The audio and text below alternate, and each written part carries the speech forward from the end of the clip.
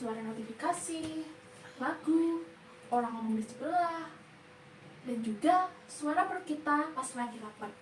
Tapi anehnya, kadang tuh ya, kita malah susah buat bener-bener dengerin orang lain. Jadi telinga cuma jadi tempat parkir suara. Otak kita kemana-mana. Lucunya, kita hidup di era yang serba cepat, multitasking, dan koneksi 24 jam. Tapi koneksi yang paling penting yaitu koneksi antar manusia justru sering banget kelewat. Siapa di sini nih yang pernah merasa kesal karena dikasih solusi saat kita cuma pengen didengar? Boleh angkat tangan? Nah, itu dia. Kita semua pernah mengalaminya. Baik sebagai pendengar maupun yang ingin didengar. Kenapa sih itu bisa bikin kita kesal? Karena saat kita curhat, yang kita butuhkan bukan langsung solusi, tapi validasi. Kita pengen perasaan kita diakuin dulu dan didengar dulu. Baru deh, kalau udah tenang, mungkin kita siap buat mikirin solusi. Mendengar yang baik bukan cuma buat tahu apa yang dikatakan, tapi juga buat ngerti apa yang nggak dikatakan. Kayak baca pikiran, tapi tanpa harus jadi superhero. Nah, saya mau cerita nih tentang pelajaran seru dari sebuah film animasi asal Indonesia yang lagi booming. Ada yang tahu gak nih judulnya apa?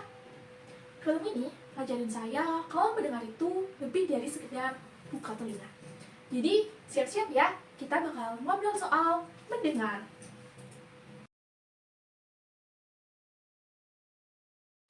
Halo semuanya, saya Anggita Dwi akan mengulik pelajaran penting tentang mendengar dari film Jumbo selama beberapa menit ke depan. Kita mulai dari satu pertanyaan. Kapan sih terakhir kali kamu benar-benar mendengarkan orang lain? Bukan cuma dengerin kayak waktu kita dengerin dosen pas lagi ngajar, tapi isi pikiran kita sudah tentang menu makan siang. Tapi beneran hadir, fokus, dan ngerti apa yang mereka rasain.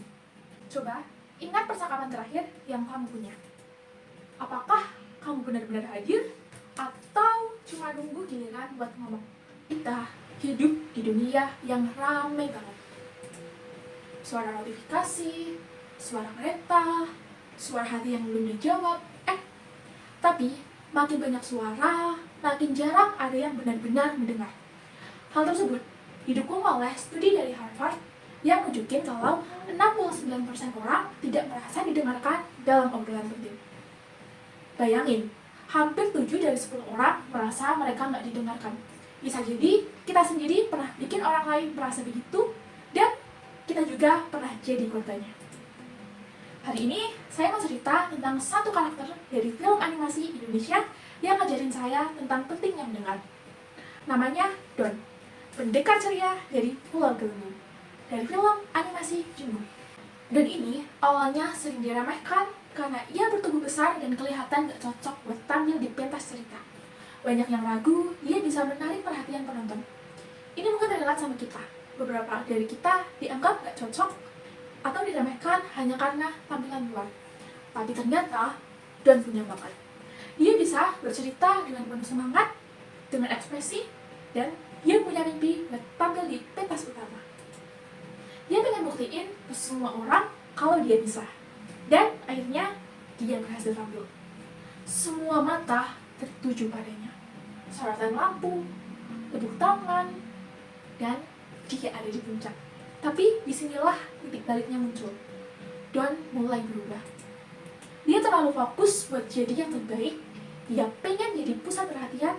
Semua hanya tentang pentas dan tentang ceritanya sendiri. Don lupa akan satu hal, bahwa sebuah cerita yang baik gak pernah dibangun sendirian. Dia gak lagi mendengarkan masukan-masukan temannya. Bahkan dia lupa kalau temannya sedang kesulitan, sedang takut, dan sedang butuh ditemani. Kita semua mungkin pernah berada di posisi Don, yaitu terlalu fokus pada tujuan pribadi sampai kita gak sadar ada orang di sekitar kita yang sedang berjuang. Dan disinilah pelajaran besarnya dimulai. Don melihat kembali ke temannya. Ada yang kecewa, ada yang merasa tidak dihargai. Don sadar, selama ini dia terlalu sibuk berbicara. sampai dia lupa untuk mendengarkan. Ya saudara, cerita yang hebat lahir dari kolaborasi dan dari suara yang saling mengisi. Dari ruang yang kita berikan untuk orang lain untuk menyampaikan pendapat mereka. Karena sebenarnya mendengar itu tentang memberi ruang. Ruang untuk orang lain merasa cukup, merasa penting untuk didengarkan ceritanya. Dan belajar satu hal yang penting, yaitu bahwa untuk menjadi pencerita yang baik, kamu harus menjadi pendengar yang baik terlebih dahulu. Kalau kita pikir-pikir, mendengar itu gampang kan? Suara masuk ke telinga, selesai. Tapi ternyata mendengar itu kayak menjalani aplikasi yang butuh update secara terus-menerus. Kalau nggak update, nanti lag, crash, dan akhirnya kamu cuma dengar suara doang, bukan maksudnya. Ini penting banget, karena kita suka berburu kasih solusi, padahal yang dibutuhkan orang itu cuma buat didengerin. Pernah gak sih teman kamu curhat, terus kamu langsung bilang, ya udah, santai aja, nanti juga selesai. Padahal dia lebih pengen kamu dengerin dulu. Ini sering kejadian. Saat teman kita curhat, kita langsung pengen jadi problem solver. Padahal dia belum tentu siap dengan solusi. Dia cuma butuh ruang yang aman untuk meluapkan isi hati. Mendengar itu soal empati, bukan efisiensi. Gak semua masalah harus langsung selesai. Kadang cukup didengar aja udah membuat orang merasa lega. Sebenarnya, apa sih makna dari mendengar? Mendengar atau listening merupakan proses aktif dalam menerima, memahami, dan memberikan makna pada suara atau pesan yang disampaikan oleh orang lain.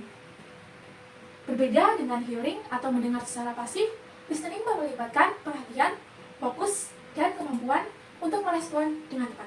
Jadi, jangan heran kalau setelah 1 jam ngobrol, kita bisa lupa apa yang dibahas karena sebenarnya kita cuma hearing, bukan listening. Lalu, apa sih pentingnya kita memiliki kemampuan mendengar yang baik? Memiliki kemampuan mendengar yang baik membantu kita untuk memahami pesan dan makna orang lain, menunjukkan perhatian dan empati, menganalisis komunikasi secara kritis, serta menjalin dialog dan kesepahaman. Adapun proses listening terdiri dari receiving atau menerima pesan audiovisual, kemudian attending, fokus dan konsentrasi pada pesan yang disampaikan, lalu perceiving, mengolah pesan yang masuk berdasarkan empati dan perspektif, lalu interpreting, memahami makna pesan, dan yang terakhir, responding atau memberikan respon verbal dan non-verbal. Jadi, mendengar itu bukan cuma diem dan angguk-angguk doang. Kalau cuma angguk-angguk doang, itu namanya mendengarkan ala patung. Kamu tahu kan, patung gak bisa ngomong, juga gak bisa dengar. Jadi ya, sama aja. Mendengar yang aktif bisa bikin lawan bicara merasa dihargai. Sekecil apapun respon kita, asal tulus dan fokus, itu bisa bikin perbedaan yang besar. Kalau kita belajar mendengar dengan baik, kita gak cuma jadi teman yang lebih baik, tapi jadi orang yang lebih bijak. Kita bisa belajar dari pengalaman orang lain, memahami perspektif yang berbeda, dan tentu saja menghindari banyak konflik. Banyak konflik sebenarnya bukan terjadi karena adanya perbedaan pendapat, tapi karena kita sibuk untuk pengen dimengerti tanpa mau mencoba mengerti. Di film Jumbo, Don dan teman-temannya tumbuh bersama karena mereka saling mendengar. Mereka jadi lebih kuat, lebih berani, dan lebih bahagia. Ini pelajaran berharga bagi kita semua, bahwa ketika kita saling mendengar, kita gak cuma memperbaiki hubungan, kita juga tumbuh bersama. Kadang kita mikir, aku cuma satu orang, emang sebesar itu ya dampaknya cuma dari mendengarkan. Tapi percaya deh, buat seseorang yang merasa gak dianggap, gak dihargai, atau lagi butuh teman, satu telinga yang hadir sepenuhnya, satu hati yang mau menerima ceritanya, itu bisa jadi penyelamat. Dan mungkin hari ini kamu bisa jadi penyelamat itu. Gak pakai jubah, gak juga pakai kekuatan super, cuma dengan mendengar, karena dunia ini gak kekurangan orang pintar, tapi kadang kekurangan orang yang mau benar-benar mendengarkan. Jadilah bagian dari perubahan kecil itu, karena perubahan besar selalu dimulai dari satu telinga yang terbuka. Teman-teman, mari kita mulai hari ini dengan satu janji kecil, yaitu untuk menjadi pendengar yang baik. Ingat, Mendengar itu bukan cuma soal telinga, tapi soal hati.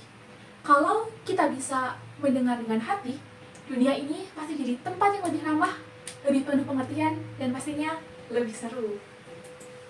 Dan ingat, jadi pendengar bukan berarti kita diam terus, tapi kita tahu kapan harus bicara dan kapan harus hadir. Terima kasih sudah mendengarkan saya, dan saya harap kali ini kamu benar-benar mendengarkan. Terima kasih. Saya Anggita Dwi Larasati. Sampai jumpa di obrolan selanjutnya yang tentunya lebih bermakna.